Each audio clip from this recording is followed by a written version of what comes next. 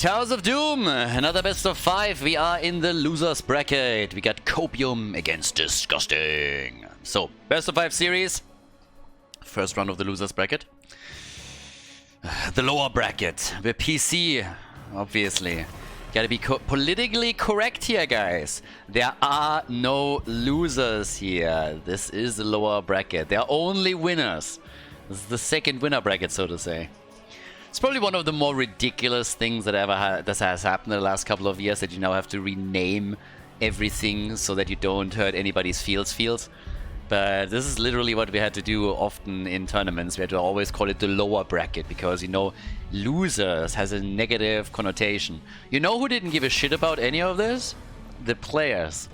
Literally every player that I ever talked to was always like, of course it's a losers bracket. We lost. That's why we're in the losers bracket. So yeah, but I guess you can use both interchangeable. Anyways, we are now going into another best of 5 series. The loser of this one is gonna drop out of the tournament. The winner moves on to the next round of the winner bracket, still obviously maintaining that opportunity to potentially play in the grand final. Now we got Blaze banned and also Genji plus Sergeant Hammer very quickly gotten rid of.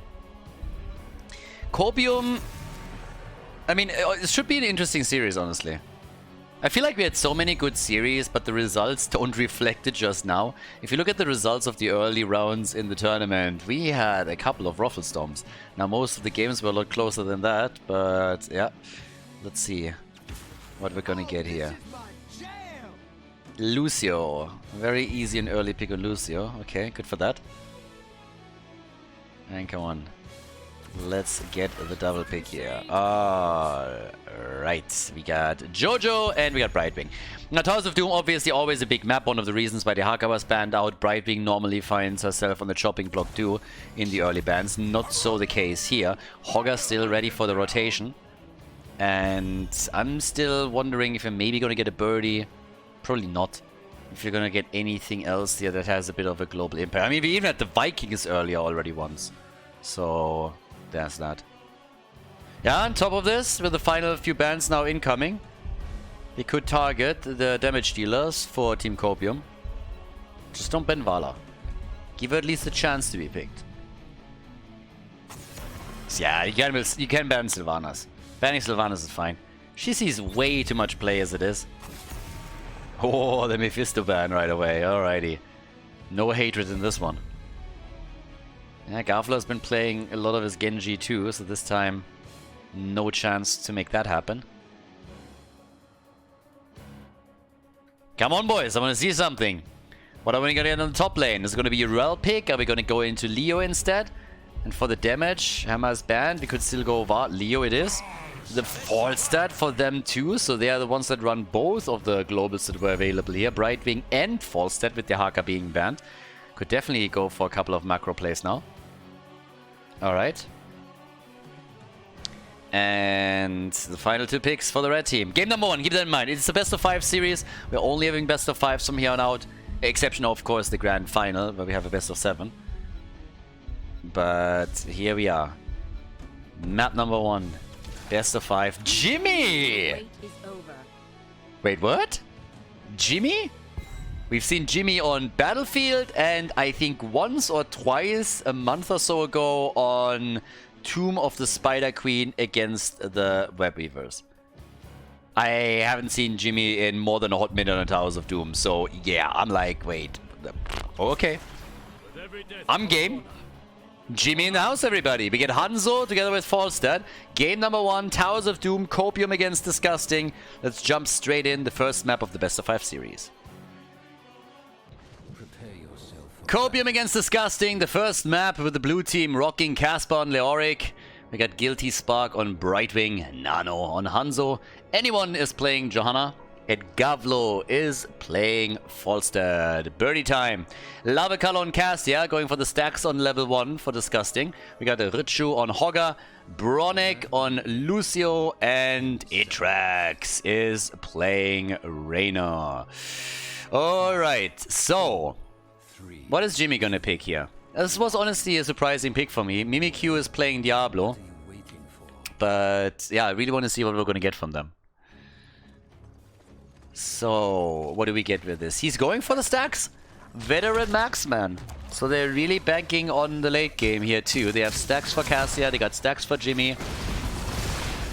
Not the choice that I expected here. Jimmy is usually one of those picks where you always ask yourselves, why didn't you go for something else? I mean, there's always a Vala they can lock in or whatnot, but I personally like it. I honestly really loved it when Jimmy was played quite a lot on Battlefield of Eternity, and you had a couple of maps where he had real value, and then he started to fall off completely again. But there he is, my boy! Coming in strong. And just crushing them. Alright, we're going to keep our eye on that and see how much damage he can get in, how many stacks he's going to be able to lock in throughout the game. His problem is, of course, still the same as in the days of old. He doesn't really have an escape tool. He has a little bit of survivability in his kit, but it's not like he has any mobility that would help him to get out of a tricky situation. So if his positioning is not spot on, then yeah. But either way, now we got the... yeah, they're really fighting for this one. And there's the kill. Hanzo with the kill on Hogger. They want to invade the camp here. Early aggression right from the get-go. Not settling for their own camp, but instead trying to invade the opponent. So, as it stands, we have, once again, the camp taken. Itras on his way up towards the top. 11 stacks for Cassia, obviously. The beauty for her is that longer these little brawls at the beginning of the game last, the better for her. So she is going to get the stacks together that will help her to get the damage out in the later stages of the game. And well, as it stands, we now have topside, Casper, getting pushed back by Trex a bit. It's always a bit of a bitch if you are sitting there and you are melee, you have to go and solo lane against somebody that has range damage. If you don't get any support, that can very quickly lead to you having a bad day. So gotta be very careful how you approach this. At this point, we got the camp taken on the left side too, so both of the pumpkin camps have now been claimed by Disgusting. Leo is helping out with the rotation here as best as he can, and they're starting to also interrupt some of the moves down to the bottom of the map, especially Mimikyu was sitting there, forcing the trade out of Jojo. We got full consume vitality into the ghastly reach even, so very likely we're gonna get the full swing build on level 13 and level 16 as well. But as it stands, the subwoofer, whoop, whoop, and we have 5 stacks for Jimmy. Slowly but steadily getting the points together here and trying to boost the damage up just a little bit. So, yeah, Mimikyu with the engage, trying to get a hold of them. Didn't really work just yet. But this is really the big thing. It's just really the amount of stacking that the red team can do in the early and the mid game. Because yes, there is of course also some stacking going on for Team Copium, but not nearly to the same extent that we're seeing it for Disgusting. So if this ends up to be a very drawn out game between the two teams, then the late game damage of both of these range damage dealers is going to be pretty significant. Nice move for Falstad, but maybe Diablo went a little bit too deep. The heals are strong and Gavlo survives. Leo is moving in from the top and making his play. So, 27 stacks by now for Cassia. Looking solid, but they have to give up the altar. So, Brightwing channels it through. Guilty Spark is successful here, and that drops the red team score down to 32 points with level 7 just kicking in a bit sooner for Copium as well. So, we got on level 7 the Boomerang. And Cassia still enjoying the freedom to get some freebie stacks down here as they're also getting level 7. So, off we go. We got anyone getting attacked. He's still able to make it out. Same time now, 10 stacks for the Veterans Marksman here. Only a single kill. We're only 4.5 minutes in the game and only have seen a single kill thus far. Now Hogger is doing his best to take the camp solo. Gets a little bit of an assist here. Damage output right now. Cassia has 11,000. Hanzo, of course, taking the cake for the time being. And Jimmy with a 9k here. The more brawls are happening, the better for him in particular. And they are brawling over the camp at the bottom of the map. Bronick is in trouble, but Lucio gets away. Lucio gets out, and Jojo, she overchased. Yes!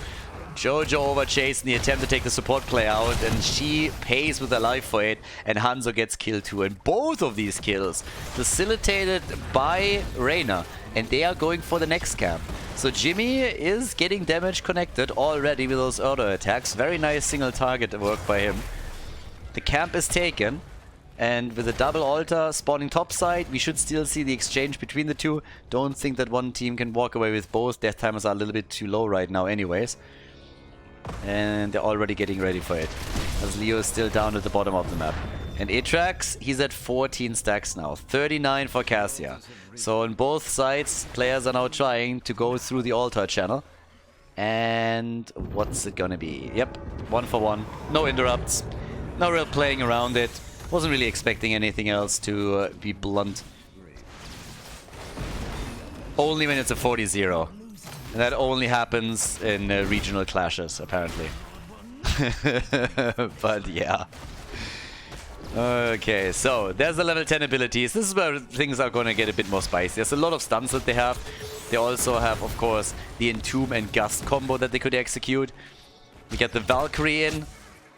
Shockwave. Jimmy.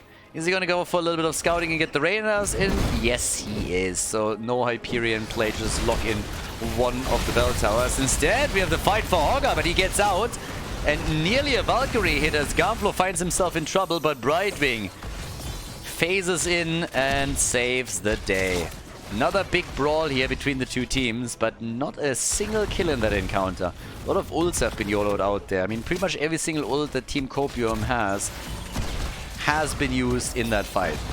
And Atrax, he is really still doing his thing with 18 stacks right now. Now the problem obviously is you got to really get to the late game in order to make this worth it. Especially in the early stages, you are better off to go for the ace in the hole if you have the slows available on your team. If you want to get past that, you have to stack like a madman. But in the late game it works out. And it makes you a little bit less dependent on slows. They don't have that much available here. They got a couple of stuns, don't get me wrong. Stuns and slows are still there. But also Cassia is doing the same thing. And with the double altar now, it's time to see which team can pull a bit farther ahead here. Right now, as we speak, we have 28 points on the core against 32. But there's the single target damage and the kill! Lucio gets wrecked. Nice coordination, and all of that happening without Falstad. He's just now flying in, and that will give them a solid numbers advantage. Immediately the red team is pushed away from the mid altar, is giving this one up. So the red team is going to fall to 24 points, and without a support, they're going to have a tough time here. The only thing they can hope for is a quick kill, and they're not getting that. Instead, they are in trouble now. They're trying to turn it though, but Jimmy is dead. The Entomb gets used. Lavakal might be able to get out, and no, as they position themselves around the tomb, that's not happening. And another kill as Hogger dies too. Very well played by Team Copium, as you can see here. So first they go for the kill on Jimmy, then the Entomb. Absolutely perfect. Position themselves around it, take Cassia down, and then shortly after, it's Hogger that dies a painful death. 3 heroes eliminated. There's so much momentum now in the hands of the blue team as they're going into the middle and the top lane to damage those bell towers too. They are not able to convert any of them yet, but they are already laying the groundwork for later domination. Now, as we already talked about during the draft and at the beginning of the game, there's still the situation where in the late game, with proper stacking, the damage output of the red team is going to increase pretty heavily. And that's kind of important because we are looking at a game on Towers of Doom where the late game is everything. We've seen so many games where a team was down to single-digit points on the core, and they still were able to turn it around simply because they did such a great job in the late game, won a couple of team fights, really used the momentum and the death timers on the opponent to get ahead. And this is something that they are likely going to try and do here too. So the late game, this is the real threat to Team Copium, and they're aware of it as well. The more momentum they can build right now and capitalize on, the better for them. But for Disgusting, that also means that losing a couple of altars and falling behind here is not that big of a problem. It's not really pleasant, but it's always something that you had in the cards as an option because you knew it could happen. Garflo is likely gonna die here. No, he gusts, might still fall. Nice idea with the Valkyrie. Execution not quite on point, so Falstad gets away. But we still have the pumpkins at the top at least take... no, they're actually not even going for them. They have to go down to the bottom of the map since Leo is threatening to attack the bell tower. And the altar is spawning too, and I don't even think they can get to that one. Yeah. They still need the brawls though, so the altar is gonna get channeled. Falsa doesn't even bother, but instead we have at least a kill. So down goes Jojo, that's one kill that they got. And they're still working in the attacks, especially Cassia. And she's now at 56 stacks. They get both kills against the front line, so Leo falls and so does Jojo. But up at the top, Falstad has started to take the bell tower down one hit point at a time. And Hogger is moving top, but that's a lot of damage that has been done there. And the 2 kills are great and they give them some experience, but the problem that still exists is they can't capitalize on those kills. There's nothing you can really do about it. Hanzo has by now 49,000 damage, with 28,000 for Cassia and 25,000 for Jimmy. Yeah. Is that going to be enough in the long run? I'm not so sure, honestly. They're double checking on the boss. The camp gets taken. Now there is a solid chance that the top bell tower is going to fall. What Disgusting really needs is a bit more prowess in these team fights and making sure that they are winning the battles and then capitalizing on the death timers. That's what they pretty much have to do. 5 kills, 2-4, level 16 is available, and with a Gust in the middle, we're having another kill on Reyna. Falstad positioned himself well, then gusted it out. Jimmy couldn't get away. We also have, by the way, Ominous Wraith and the Royal Focus now. After the ghastly reach, that was to be expected. But if you look at the bot lane, there's one bell tower now taken. If they focus their attention a little bit more towards the top of the map, they might even get the second one. As long as Garflo doesn't die here, they're fine. But no, not like this! Oh boy, they might still get a kill. I don't think they do, but that hurts. That shockwave, they did not coordinate that properly. That's unfortunate. It really is, because now the move of the blue team towards the top flanks them hard. They lose Hogger, and they're gonna lose more. Yeah, they're gonna lose Lucio. Oh boy, that is way too much damage. Jimmy is moving down to the bottom of the map, so Falstad has to think about flying down if they want to save this one, but he doesn't. And Gavlo, well, he survives, but the rest of the team is in trouble. So 3 shots are fired, Cassia dies, Leo dies, and Falstad is already getting the channel here. They have now 6 bell towers under their control, and that's a massive barrage. From 16 down to 10 points, and guys, they can end. They can take the altar and the boss, and somebody is pinging it now. I don't think they realize that there's another altar up, at least not initially. So they can literally take the game. And that's what they're doing. Diablo knows that too and is already on his way, but what is he gonna do? He's already being slowed here. Boss is about to be taken. There's the Gust, and that, ladies and gentlemen, is map number 1 as Copium takes the lead in the best of 5.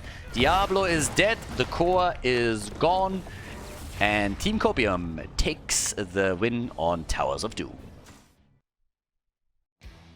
Before we head into game number 2, make sure that you subscribe to the channel if you haven't done it yet, so you don't miss out on any future content here on Khaldor TV.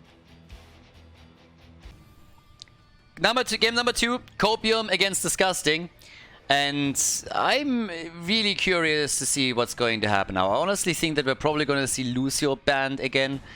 I mean, at this point, Hammer, I don't really think they want to play against her. Hammer is pretty strong, but I would probably get rid of Lucio. Brightwing also a good ban here. Maybe getting rid of Hammer would make that. I totally agree with that. But I still think that Lucio should be something that they are going to give the axe, and yes, there we go. Alright. It's going to be an interesting map between the 2 teams, but knowing them, I honestly would believe that a pick into place in the early game would probably go a long way for them. Whereas for Disgusting, maybe Hogger amongst others would be good here. I could definitely see a Hogger picked for them. So Hanzo first, and there's Hogger, okay. Makes perfect sense for me.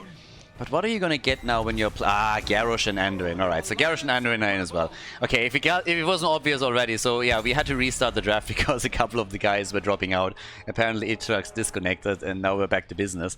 These fuckers banned Zarya though. I was actually kind of excited when I saw Garrosh this early in the draft because I thought, hey, maybe we're going old school and drop Zarya on this one. But yeah, not happening. They banned Zarya out. And that's the moment when Aatrox was just rage quitting. Now we're actually in the territory where I'm not quite sure what's happening anymore. So Rega, he's banned out too. Triple support ban. They picked Anduin and they just started to limit the support pool for the red team. When it comes to damage dealers, the one thing that I was actually talking about just when that happened in the first time we tried the draft, Li Ming. She hasn't been played a lot lately. Especially on this map where she was more or less a staple. Ugh, Chromie. Ugh. Ugh. Bah. The Chromester. We talked about annoying heroes earlier. Which ones are the heroes that annoy you the most when you play against them? Because Hammer is a really good candidate for that. Every time you see that hero on the other side, you're just like, why me? Even if you win the game, it feels annoying. And Chromie is another one. So they just go down the list as it seems. Final double pick. And Li Ming and also Tracer. Okay, there's my Li Ming. There's my Li Ming finally. And we get Tracer too. So a light bomb engage with Tracer is now possible. But what is Bronek going to pick? Are we going to get a triple frontline right now that they're playing with Chromie? Is it going to be something like a Thrall? No, Deckard Cain. Ah, yeah, support. You didn't even realize they didn't have one yet. Okay, so they get a support. Battlefield of Eternity. Second map of the best of 5 series here in the losers bracket, everyone. So let's go BOE as we have another match between Disgusting and Team Copium. Casper on Blaze here in the second game. We got Guilty Spark on Anduin, Nano on Li Ming. Garflo is playing Tracer and anyone is playing Garrosh. To the right side of the map, Disgusting with Lavakal on Hanzo, Richu on Hogger. We got Mimikyu on Anuburak, Bronek on Deckard Cain, and Aatrox is playing Chromie. Shut up! Yeah, she likes that shit, as you can hear. So, yeah, I don't know, but this is definitely getting a little bit too kinky for me. Not kink-shaming anybody. But, well, we're going down to the bot lane right now, and the Chromester is already getting ready. Oh, God, I hate her so much. I really do. Nothing worse than going up against Chromie. One of the best things, actually, was when we had in HTC, for example, Chromie being played and Fnatic with Breeze. What they did at some point was they started to pick Muradin against Chromie. And Breeze was just hovering nearby in the fights, and every single time that Chromie would start her attack animation, he would immediately jump on her and Stormbolt and let the team follow up on it. That worked surprisingly well. That was actually like really an interesting strategy that worked very, very well against her, and a lot of teams were caught a little bit off guard from it at the beginning. So yeah, definitely something to try out too. Either way, Legion of Beetles is already in play here. We currently got our action down at the bot lane focusing on anyone. So yes, it's Garrosh who needs to be very careful that he doesn't run into the Dragon's Breath. And they're just firing away. We should honestly run a poll. What do you guys think is more annoying? Chromie or Hammer? I'm honestly torn. I'm really torn a little bit which one of the two would annoy me more playing against them. That would annoy me a little bit as well. If I'm disgusted, like I would be disgusted if I'm in the red team. Because we got Copium moving in and just simply stealing their camp away. Now, they kill Chromie too, at least they lose one, and they kill another one. Damn, son. We got a little bit of action going here, look at that. The party is on, so the camp gets stolen. They steal the camp, they kill Chromie, and then afterwards they go for a follow-up kill. I mean, first it's Blaze that dies, so it's a trade, but they get the second one. As Hogger gets flipped and brutalized. So now we have still level 4 on the horizon, but thanks to the camp and the aggression at the bottom of the map, we're already having a few of the structures taken down a bit. So off we go. Indomitable on Garrosh. And we got the chronic conditions. Chromie herself is a chronic condition, honestly. But yeah. I have a chronic condition. What is it? Chromie. Oh no. Can't cure that. Incurable. Need a big damage dealer in order to cure that. So, we got the Piercing Light, we got the Triumvirate. The standard so far. Bed of Barbs for Anuburak. And it's Ruby time. They got Kane. They're already going up at the top for Hogger again. He's trying to buy a little bit more time, and he actually does it. He pulls it off. They stole a camp earlier. Now they themselves are in trouble. Oh, Tracer! Yeah! Get Hanzo'd! Whoop, whoop! Hanzo'd hard! Nice! She was already out of the fight, and then Lavakal with the volley connects one arrow. That's all that he needed. Nice.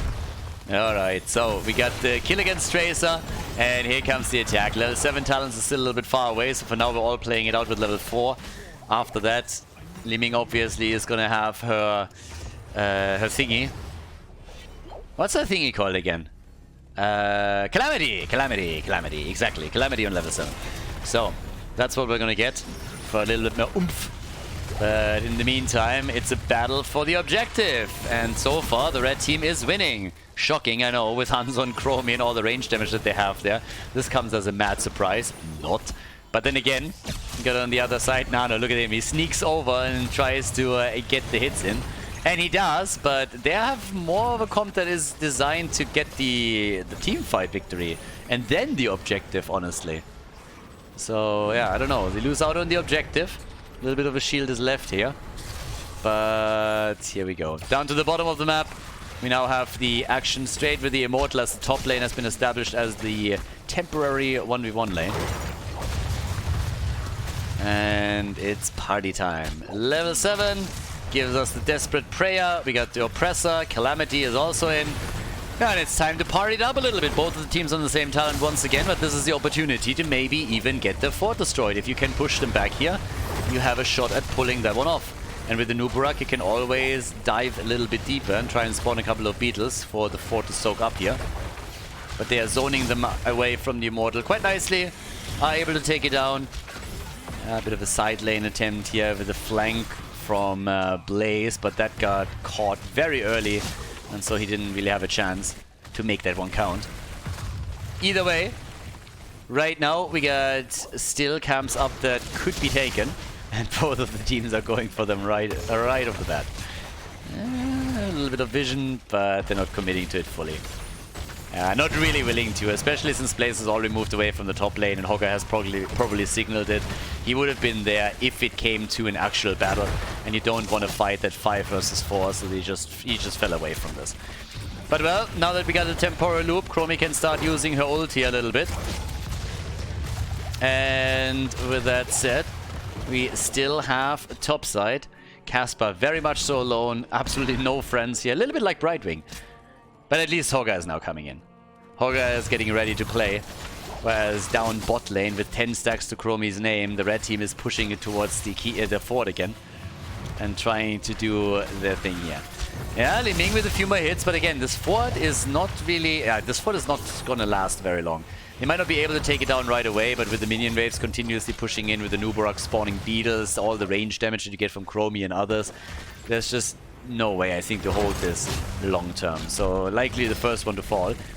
On the other hand, the next Immortal is coming up. Both teams should reach level 10 around the time that before the fight is over. And here's the big opportunity for Team Copium to finally get their kills. I mean, again, don't forget about the fact that they have the composition that is more so designed to try and get some kills against heroes and then afterwards go for the Immortal. If their whole idea is just to raise the Immortal, then that's the wrong composition, because we have way more Immortal damage through Hanzo for Disgusting. So, yeah. Disgusting is definitely doing a little bit on this. Not right now, though. Red team was a little bit late to the rotation. It didn't have everybody here either. And they are late again, so all of a sudden they're giving way too much up here. I'm actually a little bit shocked. They weren't in position at the beginning, and now they're just giving the objective up, as it seems. Even with Hanzo, they shouldn't be able to make up for that. And they don't. So that's a fairly free move for Copium. Disintegrate against the Nubarak, of course, with level 10 abilities. Not a surprise. What you're pretty much aiming to do here is to burn the cocoon down as quickly as you can. Win the cooldown trade. Yeah. And this should be the first fort. Range mode on the Immortal for now. Copium against Disgusting. And so far they're coping pretty well, I gotta say. Top lane, still the setup that we talked about earlier. Anyone misses the stun attempt on an Uberak, but you can kiss that one goodbye. That fort is gone. They try to cocoon it up, immediately burned down by the disintegrate by Nano. And Hogger is coming in as well, but I don't think they can get a kill here. Attempt at a dodge, light bomb, and this is gonna be a dead Garrosh, isn't it? There's another stun, another hit. Poor Garrosh can't even play the game anymore. At this point, he's just getting looped back in and stunned time and time again. So, yep, the front line gone, and I suppose that this is going to be the end of the fort on the blue team too. So again, the situation dead even in structures, and now at the bottom of the map, they are gonna try and steal a few of the camps away, but we also still have those available. And Hogger is already moving top, dealing with Tracer. Well, actually, he tries to deal with Blaze. He doesn't really know that Tracer is there, so if he gets stunned, maybe there's even a chance for them to get a kill. And I suppose they're gonna try. Ah, it's too far out. Stun is missing as well, though. But yeah, so Hogger's fine. 12, level 12 to level 12. It's fairly even in those games. And the stuns are still coming, but later on in the game, I would still give a bit of an advantage over to the blue team. If they can get their kills and then use those increasing death timers, that would just be the dream there.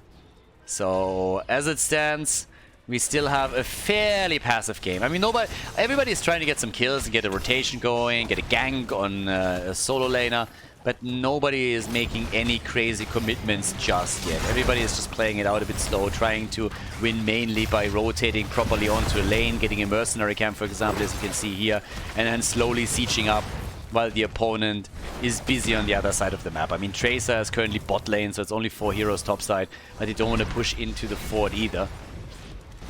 And with the Immortals spawning, I'm really a little bit weirded out that these mercenary timings are not better, because they should have gone for their Shaman camp, and none of the teams did. They could still do that during the halftime show, but this is a free... and that's a kill. Hogger's down, stun into the Immortal stun. I was just about to say that it's strange that Copium was totally willing to give up the halftime show here. But now they have the upper hand thanks to the kill they just got against Hogger. And in addition to that, they have level 13 talents. So, a hit on the objective. Blaze is the one defending the objective at the bot lane. Hogger back in 5 seconds, but the advantage goes slowly to Team Copium now. And the fight with level 13 talents is still there.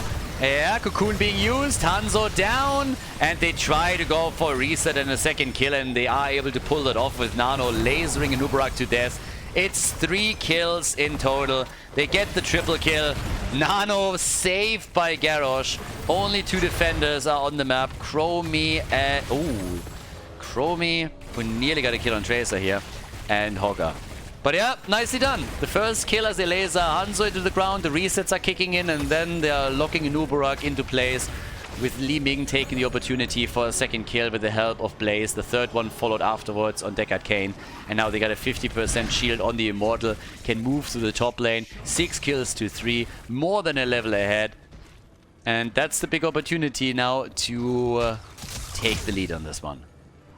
And again, they got a 1-0 over Disgusting already. So winning the second map would be pretty great. That would put your opponent into a spot where you have 3 match points they gotta defend against. And that is more than just tricky. So yeah, the top one, they won't be able to do anything here. They are already zoning them so far away from the fort. That is just simply impossible. But then again, the Immortal isn't done. The Immortal is not finished. Going melee mode now, but starting to take that down. Quick kill against Hogger. They were trying to set a kill up with Hanzo as the arrow connected, but he himself is also now suffering. Low hit pointeritis. Yeah, that is curable, but you need a support for that. And currently that support is just dropping potions everywhere. We might see the keep fall.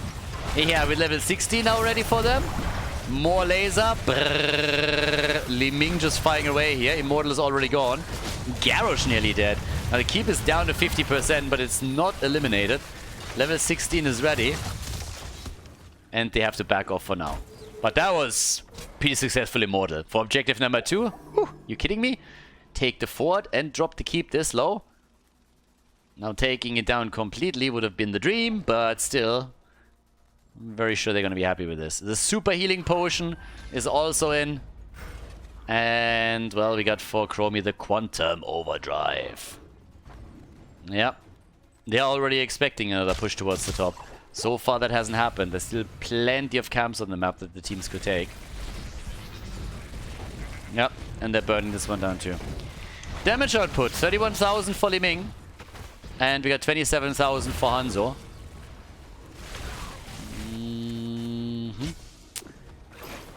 They still have to cover an entire level until they have their level 16 talents. It's a trap! Against Chromie, those usually don't work out. She has such an easy time checking those bushes. But the Immortal is spawning, and the bad news is, yeah, they don't have 16 yet. The good news is they should get it soon. But as they are all showing at the bottom of the map, guess what? They are going for the keep.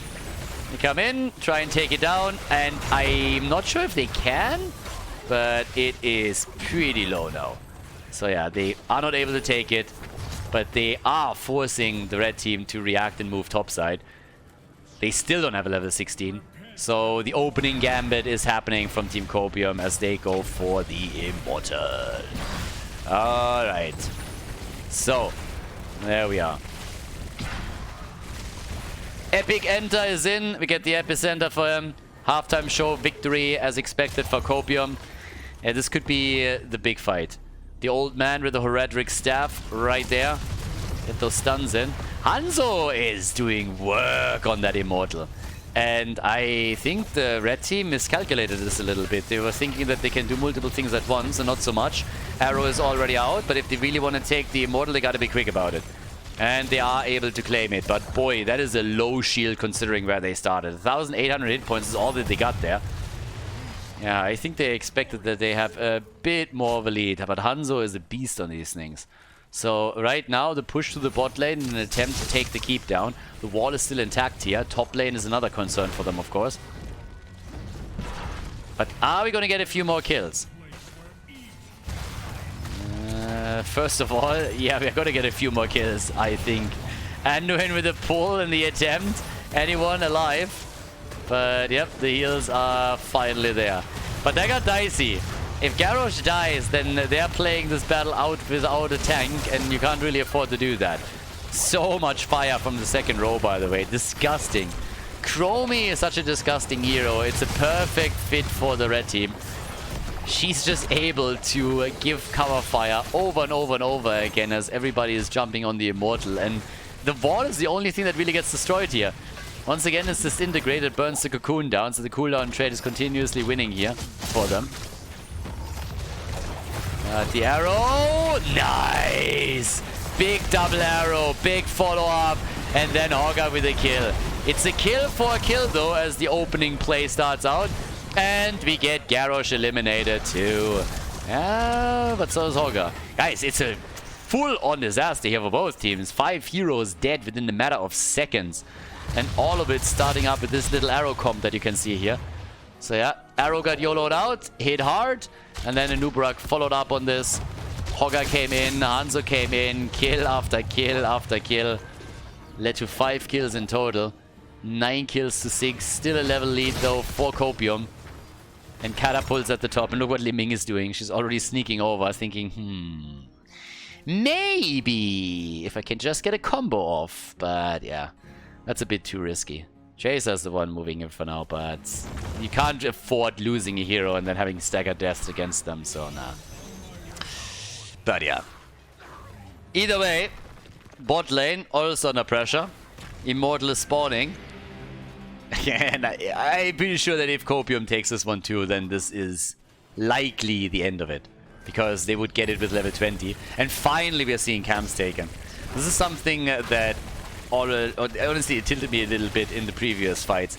They never really rotated in to take the camps in time, so now both of the teams are doing it. Top one has to still deal with the mercenary camp here, so that's at least happening. But there's the fight. And Blaze has to join the battle as well. Can't play a too defensive position against Disgusting with all the range damage and the poke that they have against the Immortal. So either you're gonna try and fight for the Immortal straight away, or you're engaged into the team battle. But you can't just simply sit tight and let them do their thing. So the halftime show is already claimed. Yeah, there's a bit of a flip. Taunt, arrow, and Garrosh is murdered. He's not the only one. Absolutely crushing it here. Li Ming and Garrosh down. I gotta say, Disgusting, they are making all the right moves to get back into the game. Now it's an attempted kill against Hanzo. Good for Tracer, and they're still fighting this out. It's a 3 versus 4, and the more time they buy, the more damage this down here is gonna do too. So there's multiple angles to this fight right now. And it seems like they want to get the objective, and they should be able to. Level 20 talents are in. Hogger is making his way over here, but can they get that keep? I guess no, but they're gonna do some damage on it.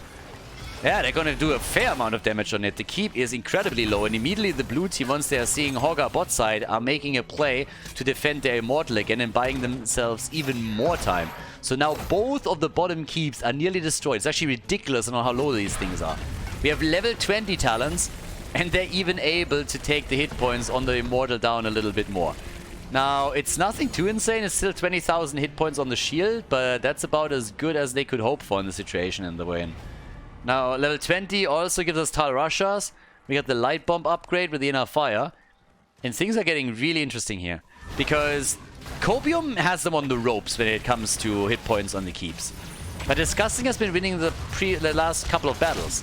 And if they win this one again, then, I mean, eventually it's going to be a big W for them. So right now, Tracer tried to dodge out on the Cocoon, didn't quite work out. And there's the kill on the Nubarak. And Garrosh survives. Garrosh is alive for now, but they're getting crushed time and time again here by Chromie. They really need to try and get somehow away here, and this is looking better and better. But, holy Bing! Oh, she gets still killed. But Tracer moved into the back and was able to take that Arcane out.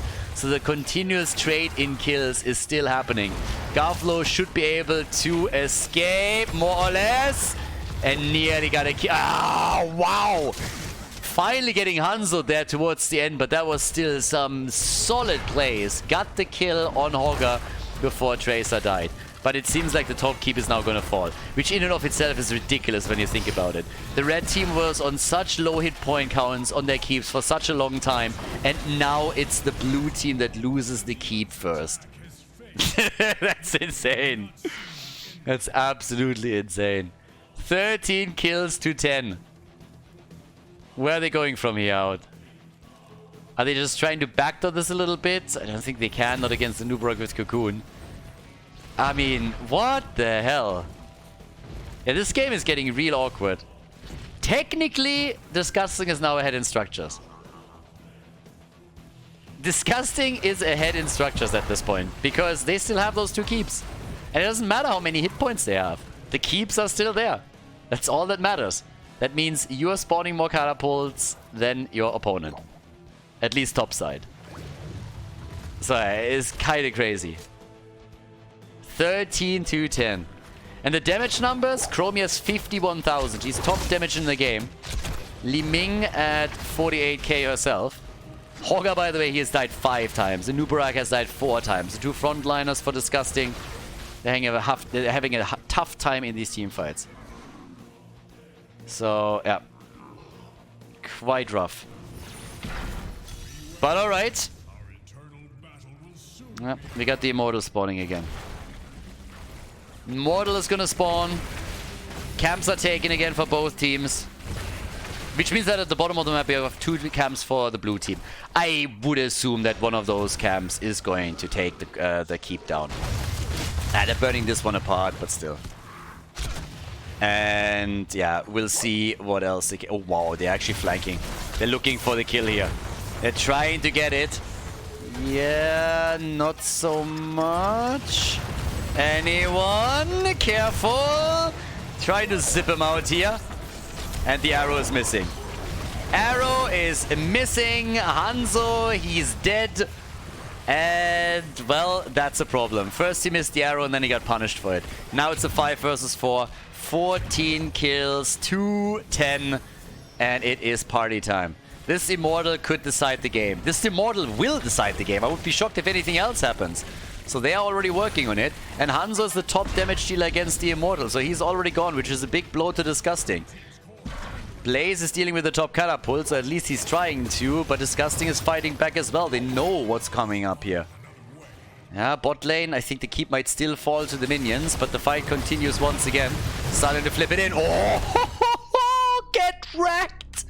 Anubara gets absolutely crushed. And Garrosh survives as they are making the play for Chromie. And the gnome is down. The gnome is dead, and that could just be game. Halftime show is already over. They go for the objective, and they are going to get it. Yeah, they will grab this one. We got 16 versus 10 kills. Big damage output here. And with, I mean, this is a massive shield. How are you going to stop that? It's a top lane approach. 32 seconds for Chromie. This is going to be brutal. Disgusting, they have to pull off an incredible miracle in order to make that one work. Yeah. They have to somehow... I mean, honestly, I would have expected them to flank in from the side and hope for kills. Maybe they're even going to do that. But the keep is already down. And this is getting nasty because there's only the core standing between the blue team and victory. And the Immortal with such a big shield should be able to take this on by himself. Chromie is back. They can try, but we're 24 minutes into the game. This is gonna hurt. We need to win quickly. Super quickly. They need to take kills. They need to take them now. The fireworks are already starting up as the shield on the core is going down. Anyone is in trouble. Chromie dead. Garrosh dead. Kills everywhere. Hogger pogging hard. Getting the kill on Li Ming. But he himself dies too. And the core is getting destroyed. The Immortal showing absolutely no mercy at 10% with a single swing. There's no chance anymore for Disgusting to save this game. A 2-0 lead for Team Copium as they take their victory on Battlefield of Eternity against Disgusting.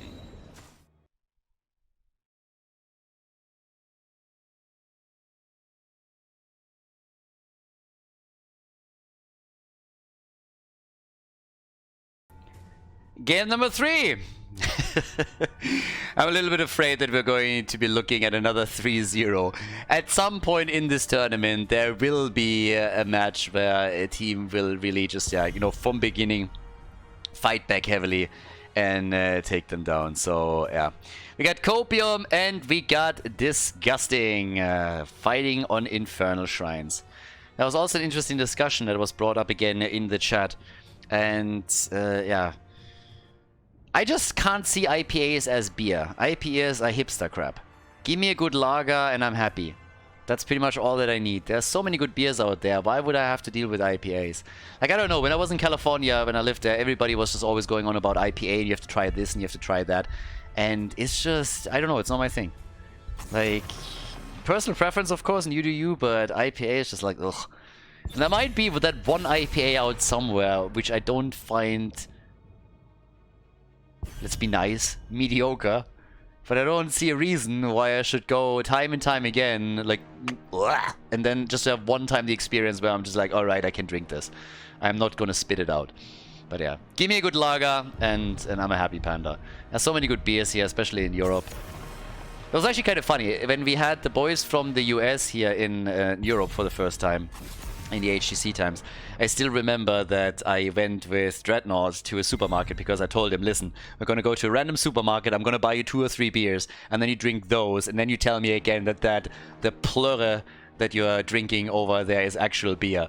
And you should have seen his face when he had some random German beers from a random German supermarket. Like, the boy was just like, oh my god. Brought some of them home to his dad as well, so I was just like, yeah, there we go. And I know, the Americans are immediately jumping in. It's like, you haven't tried this little microbrewery that is hidden in the valley behind this little town in the middle of motherfucking nowhere, and you are right, I haven't tried that one. I'm just saying, baseline, Europe's better. Doesn't mean that you might not have a good one or two. Trigger, trigger, trigger, tilt, tilt, tilt. Alright, Caspar with Blaze as the first pick. We're Infernal Shrines after all, so Blaze already is giving you a whole lot of a leg up. We now got Mimikyu on Johanna, so AoE again prioritized when you're playing on the Shrines. I want to see a Vala, honestly. Give me a multi-shot Vala and get the party going. Diablo to ping-pong them around a little bit with Brightwing for the heals. And we got Anduin. Team Blondie, there it is. We now know a couple more Blondies that we can get for them. We could get them Chromie, we could get them Nova, and we could get them Valera. We still need a side lane. Our biggest struggle when it comes down to Team Blondie is a side laner. I think we could go Uther main tank and then Jojo as a side laner. That's how we get Team Blondie. That's how we're gonna pull that one off. I actually like it. Uther main tank, Anduin main heal, Jojo side lane, and then you go for Chromie and Nova. Problem solved. Team Blondie right there. There you go. So, we got Mephisto band out. And what else? Come on, boys. What are you getting rid of? It's Infernal Shrines after all. Don't you dare... Okay, Maiev is fine. You can ban Maiev. But don't you dare banning Vala. We still have a chance that she's being played here. Or Sylvanas. Leo. Oh, Schallswiffer. Freaking janitor. I still want that baseball skin. Alright. Knock it out of the park, baby. Greymane! Look at you. I like it. We got the wolf in the house. Greymane is ready for some action. Okay, next two picks. Garflo, by the way, Genji is up too. I just now realized that. So it's another pick that also the red team could take. I'm still looking at the bans to double check, make sure that I haven't missed anything. But yeah, Anduin Light Bomb engage is technically possible, but Garflo takes it, and now we got Gul'dan by Nano. Okay, here we go. Lavakal, final pick. Infernal Shrines, map number 3. They need to win 3 in a row. It's literally 3 match points now for Team Copium. Can they bring it to map number 4? Yes or no? They got close twice, but both times Copium, the winner of the game. Map number 3 could change it. Or we have a 3-0 flawless victory for the blue team. Imperius is the final pick. We got the triple frontline, everybody. Let's go. Infernal Shrines between Copium and Disgusting. Game number 3 on the left side. We got Caspar on Blaze. We got Guilty Spark on Brightwing. Anyone on Diablo. Nano and Gul'dan. And Garflo on Genji. And Gul'dan is going straight into the Fellflame build. Whereas on the right side of the map, it's Lavakal on Imperius, Richu on Leoric, Bronek on Anduin, Mimikyu on Johanna, and Atrax is playing Greymane. Okay, so this is the final... That's actually not the final, but well, it could be the final opportunity for Disgusting to try and turn this around. Much unique, much rare, much wow. Richu with such a great mount here. Woof! Okay, so level 1, we got the Orson's Renewal. Fellflame build is already starting up. And as it stands, we have the opportunity for Team Copium to move on to the next round of the losers bracket, where they would face off against the Cats. Copium against the Cats would be an interesting game. But Disgusting, of course, they still haven't given up on this completely. They still think that they have a chance to make this happen. Leo at the top is immediately experiencing the wrath of the blue team, as they're trying to get a quick kill on him and force him to activate a straight. Hasn't really happened, but here we go. Alcohol is a little bit of a weird one, by the way. Like, the beers and everything, like, a lot of people are always pointing out, you know, a good whiskey. I'm one of those guys, I would love to be a whiskey connoisseur. It would be nice, you know, if I could, like, drink whiskey and really just, like, taste the different flavors and appreciate it properly. The ugly truth is that when you give me a whiskey, no matter how good it is, I'm gonna ask you if you can give me some Coke. Like, where's the Coke to mix it with and the ice cubes? It's something that I can absolutely not appreciate. I really tried, and I had some damn good whiskeys. When my best friend got married, we bought him a really nice bottle, and drank from it as well. And for me, it was just literally like, dude, where's somebody please give me a Pepsi or a Coke, anything to mix it with. So it's actually kind of a shame. Rum, a little bit more, definitely a bit more into rum there. But it's one of those things where you always associate a certain style with, and you would love to be able to appreciate it, but I just can't.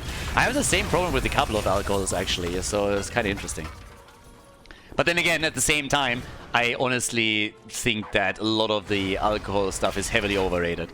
I always hear American podcasters in particular talking about how they have like a sober October or something like that, and how hard it is for them to stay sober for an entire month. And I'm like, the fuck is wrong with you? You have trouble staying sober for a month? Yeah, like the alcohol culture in the US is always a bit weird to me. But yeah, might have to do a lot with sports too, but anyways. A little bit of a tangent that we went into. We got the first kill in the game now, and I mean, Disgusting is really starting, or trying to start this one off with a big of a bang. Look at Greymane, he got caught on the wrong side of that gate, but Anduin saved him. Nearly got killed by Gavlo on the other hand, and well, here we go. So, at that point, we got things already set up. Yeah, we got Greymane also immediately taken down in the second approach. First approach with the other guy, Genji, didn't really work out for them. But still, they got the kill. So now we have a kill for each team. So far, so good. Top side, well, we have on the objective, Leo in position. Level 7 is usually what the teams are fighting for, so that they can use it as an advantage over their opponent in that situation. But, well, there it is. Richu is ready, gets the quick channel. And with that, we're now also getting the entirety of the blue team moving over, with the exception, of course, of Brightwing. Yeah, she can still portal in pretty easily. Quest is also not quite completed yet for Gul'dan, but it's at 21. And off we go. Here's the opportunity to try if maybe they can get that kill against Diablo at the front. He's dropping low, but not low enough. Brightwing is already helping out. 19 stacks to 16 right now. Let's see if they can get a bit more. 28 stacks, nearly enough. And with that, we got maybe Blaze, the drain on Leo, keeping him alive. Well done by him. If that one didn't connect, if he didn't hit that drain properly, there was a good chance that he would have died there. But instead, the brawl is still ongoing. They're not stopping. This has been going on forever, but finally Leoric falls. Leoric is finally down. 2 kills, 2-1. Both teams now with level 7, and we have the blue team taking control over the shrine, but Leo will be back in just a couple of seconds and respawning here. And then they have another shot at it, and he's already aiming for Gul'dan instantly. Lavakal a little bit low too. Here comes the play for the Punisher, and they lock the frozen Punisher in for themselves. Leo, if they get any AoE in here, he's dead again. But instead, they at least get hold of Jojo, and she's down.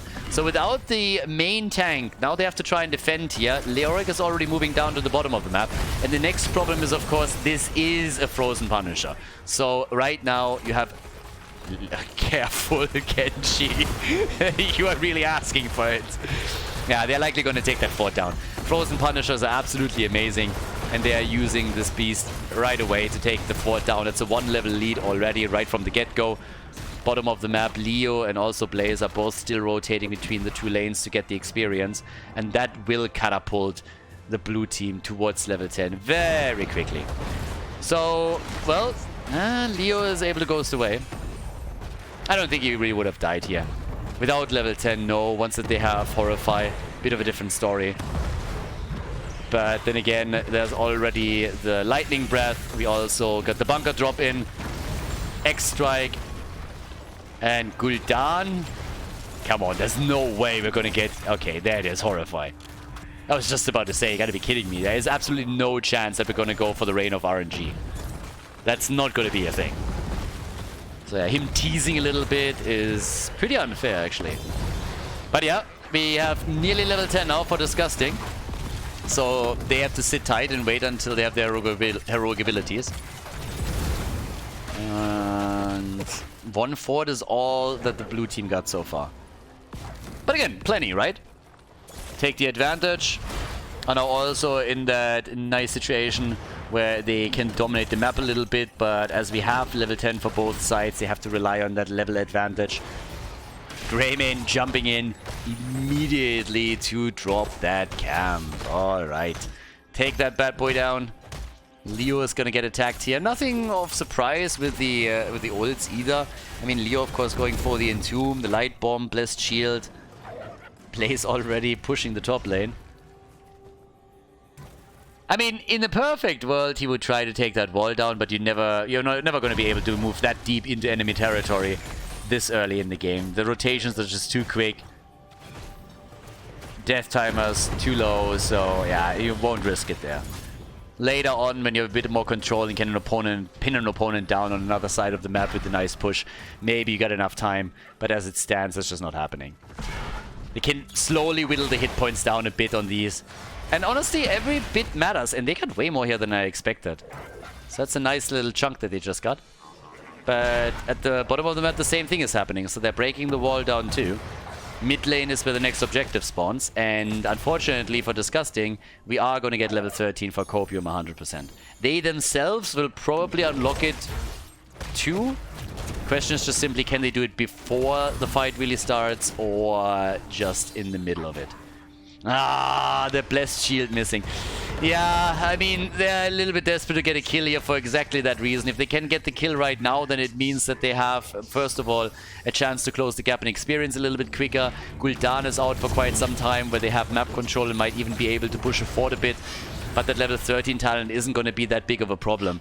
But that's why they were trying to desperately get the stun on Gul'dan, and it didn't work, so now they are also down a cooldown, which means that this is getting even more annoying. And it's not a massive lead, but again, this half-level lead is more than enough to start to get ahead here. They are really going for Gul'dan. Brightwing with a save. Guilty Spark. Damn! What?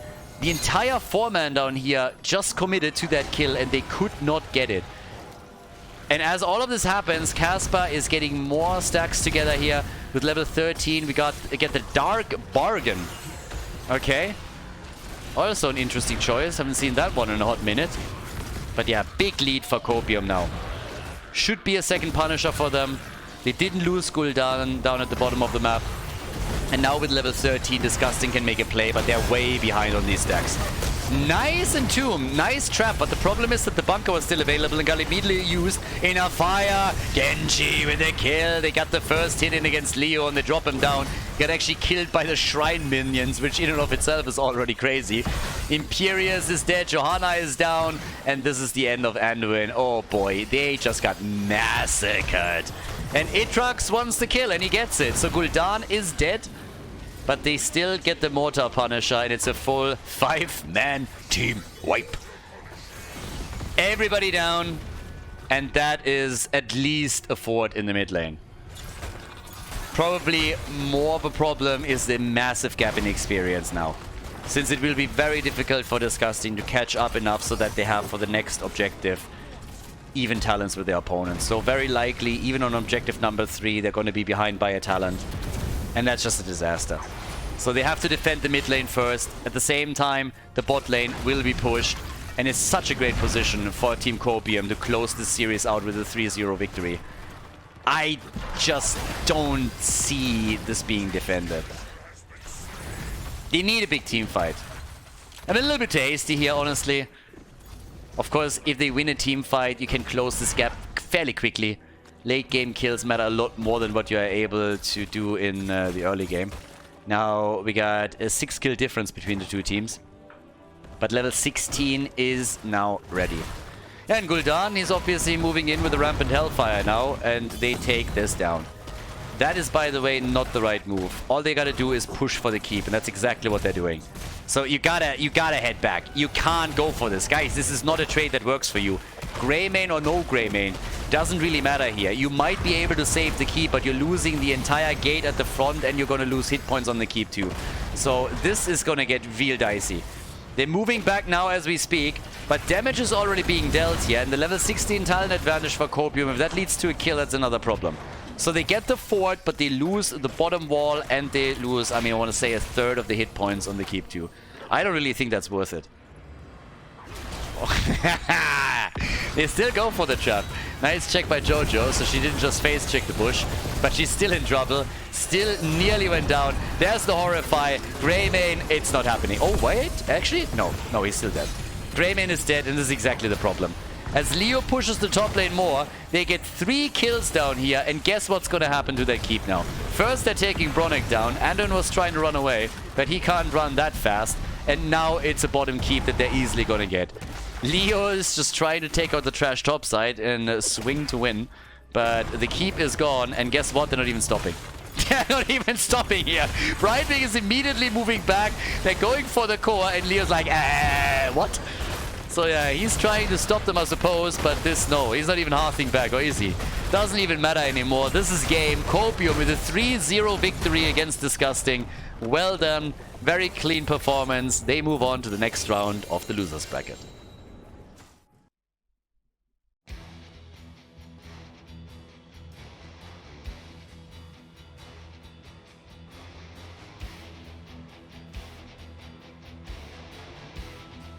Thank you everybody for watching the video today. I hope that you enjoyed the show and the commentary.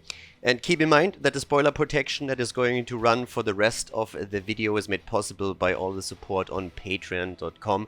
So guys, if you want to support my work, if you want to help me start new projects and keep the spoiler protection in place, please consider heading over to patreon.com/Khaldor. There's also a link in the YouTube description, and check that out.